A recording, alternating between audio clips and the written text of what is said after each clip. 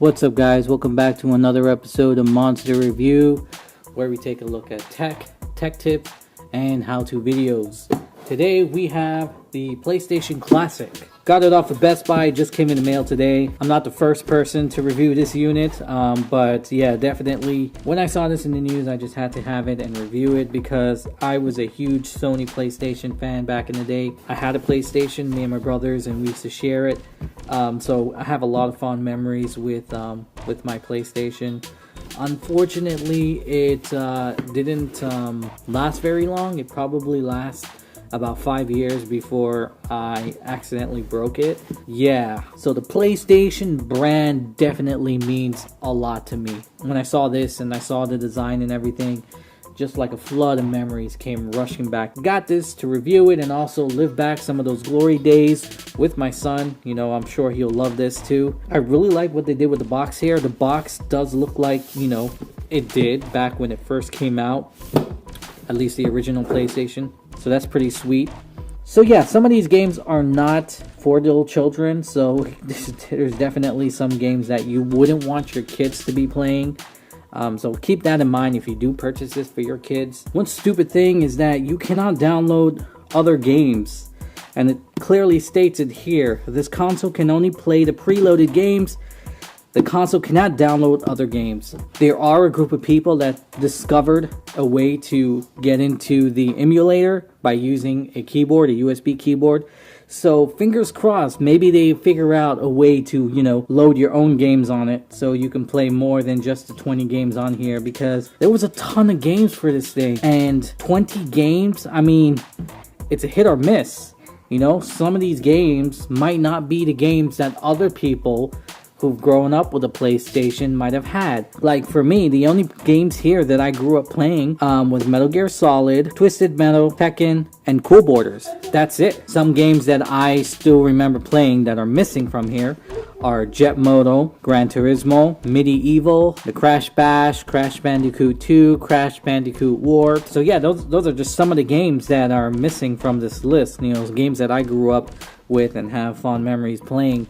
They're missing from here. It would have been awesome if I was able to just download those games and play it on here, because this console, this thing isn't cheap. It's $100. If you do the math, $100 just to play 20 games versus downloading an emulator on your computer and downloading all the games you grew up playing on the PlayStation works out to be a heck of a lot better than this thing. The only reason to get this thing is basically because, you know, it has the PlayStation Classic controller, which have been verified by multiple video bloggers to be a replica of the original PlayStation remote. Granted that it is modified for 2018 standard. You're not going to find a big PCB board on this like you would the original PlayStation remote. So not only can you not download the games that you want, but it doesn't even have an AC adapter. Wow, Sony, you really know how to stick it to us. Are you ready to play 20 incredible games that defined an era?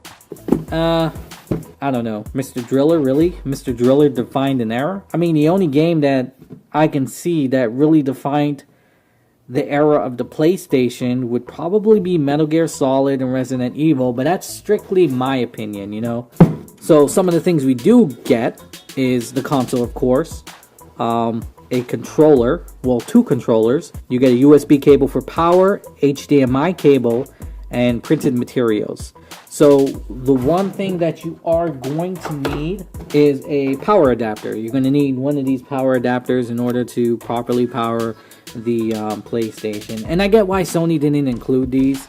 I mean, you know, you should have a ton of them lying around. But still, I mean, you get an Echo, it comes with it. You get a Dot, it comes with it. You get anything that requires USB power, it comes with it. So why the heck would a $100 PlayStation Classic not come with it? Makes no sense. Anyway, that does it for my rant. And you know, just a tour of the box. Let's go ahead and open this up and see what we can find inside. Oh, very nice. They didn't include a USB AC adapter, but they did spend a lot of time making this box feel legit. A box within a box. Now, for the life of me, I cannot remember the unboxing of my original PlayStation, but if I did, I think it would be very similar to unboxing this, and I think that was the idea behind, you know, Sony's boxing here. But yes, I do remember this instruction manual. The instruction manual did look just like this. It's modified for this unit and it's a lot smaller. The original instruction manual for the PlayStation was thicker. And here it is in all its beauty. The PlayStation Classic. Super light. Feels like a candy container. Like, you know, if I open this, candy will come out. Let's go ahead and... So it's very, very light. Very, very small. Feels like a toy. Of course, you know, opening this won't do anything. So you got the power button here, you got reset, you got open, which doesn't do anything. On the classic PlayStation, this would open the lid for the CD tray. On the front, you have, this is where your memory card would have gone, but on this, there's no memory card slot, obviously. These are where your USB controllers are going to go. You got HDMI cord on the back here, and then the USB plug. Well, on the original PlayStation, this would have been an accessory door to you know, for your add-on accessories. But yeah, very light, but very cool. Let's put that aside and see what else we got in the box here.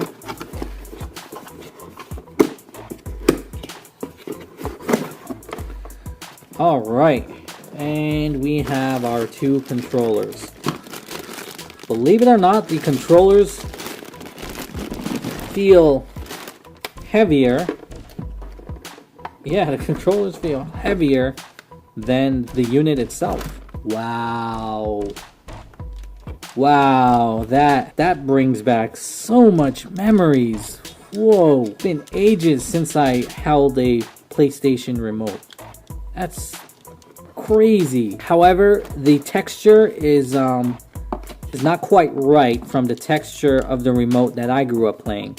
The texture for the remote I had didn't have this matte feel to it. It was very slippery.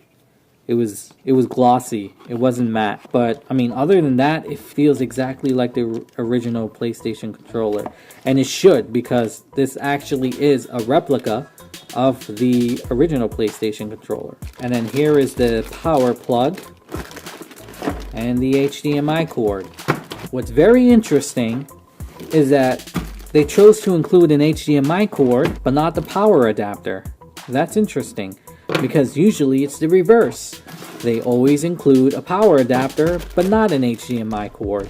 But anyway, here is everything that comes with the PlayStation Classic. Before I go in an in-depth review of, you know, going through the gameplay and whatnot, I do have to say that this unit is overpriced at $100, and Sony's not stupid. You know, it's very clear what they're doing. They're hoping that nostalgia overpowers your common sense and you drop $100 on this unit. That's exactly what they're hoping for, and it's working because these things are flying off the shelf. However, pushing aside my nostalgia for this unit and looking at it from a common sense perspective, this unit is overpriced at $100. It is not worth $100, especially seeing that you can't load your own games. You're pretty much stuck with the 20 games they include on this. This thing should be at least $50. $50 would be the highest I would expect to pay for this unit. But yeah, now that we got the unboxing out of the way, let's hook this baby up and relive some glory old days.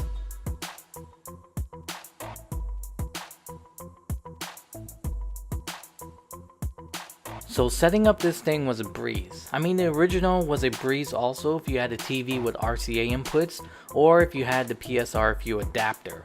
But the cool thing about the Classic is that because it gets its power through USB, I just plugged it into my PS4 and moved the HDMI cord from my PS4 to the Classic. I had the unit running in less than 2 minutes. Now that I've logged a couple of hours on it, I realized that my cons list is bigger than my pros. For one, the cord for the remote is super short. In the age of wireless, this thing not only brought back memories of playing classic games, but it also brought back rituals that were second nature at the time, like moving your chair closer to the console or vice versa because the length of the wire for the remote was short. I found myself pulling up a chair ridiculously close to the TV just so I can use the remote. The absence of the joysticks didn't bother me at first, but at times, my thumbs reach out for them forgetting they weren't on the classic controller. Also missing is the DualShock. You would be surprised how incomplete your games feel without them. Saving games proved to be iffy at times. I got up to the DARPA chief in Metal Gear Solid and took off the console as instructed by the manual. The next day, when I started the game, my save files put me back at the start of the game. It shows that it saved something, but when I click on it, it just takes me back at the very beginning of the game. And this happened twice. Console is also too light. Repeatedly, when my games got too intense, the slightest pull of the remote would send the console flying off the table. And of course, you have the cons that we talked about before setting up this thing, such as the lack of greatest hit games, inclusion of crappy games, limited to only 25 preset games, and no ability to upload more games. So, all in all, my recommendation, like many others, it's to skip it. It's overpriced and built to be boring. I've had it for a week now and I've already stopped playing. With the issues I experienced, I just don't see any benefits to using the classic over an emulator running on a computer or smartphone. But there you go, that's my review and take on the Sony PlayStation Classic. Thanks for watching, and I'll see you guys in the next one. Peace!